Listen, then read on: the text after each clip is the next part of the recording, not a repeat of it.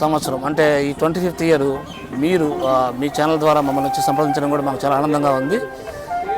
మరిన్ని విషయాలు మా ఆధ్యాత్మ మిత్రుడు శేషాద్రి స్వామి మీతో పంచుకుంటారు. ఇప్పుడు అంకుల్ భగవద్గీత గురించి చాలా చెప్పారు కదా, ఇంకా కృష్ణాష్టమికి ఆహారం ఎందుకు పంచుతున్నారో చెప్పారు కదా, మీరు ఏమన్నా ఇంకా యాడ్ చేయాలి అనుకుంటున్నారా? అది చేసేది నేను చెప్పాల్సింది అన్నీ చెప్పినాడు. నేను చెప్పాల్సింది ఏమంటే భగవద్గీత ఒక అద్భుతమైన గ్రంథం, అనిర్వచనీయమైన గ్రంథం. ఈ గ్రంథంలో అన్ని శ్లోకాలు అద్భుతమే, ప్రతి శ్లోకం ఆనిముత్యం. అందులో ఒక శ్లోకాన్ని తీసుకొని నేను శ్రీకృష్ణ భక్తుని పరిపూర్ణంగా అయిపోయాను అనమాట.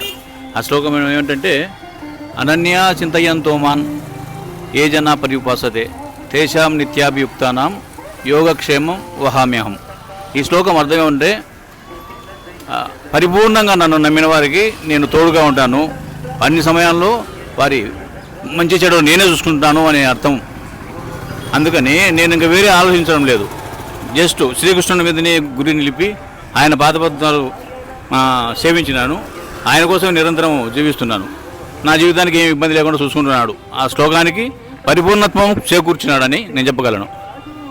శ్రీకృష్ణ పరబ్రహ్మణే నమః. కృష్ణం వందే జగద్గురు. ఇందులో జగద్గురు అంటే ఒక మాట నీకు అర్థమై ఉంటుంది. గీతాచార్యుడు అంటే గీతను మనకు ఉపదేశించిన ఆచార్యుడు. ఆయన అందరికీ గురువు, ఆయనది గురుస్థానం.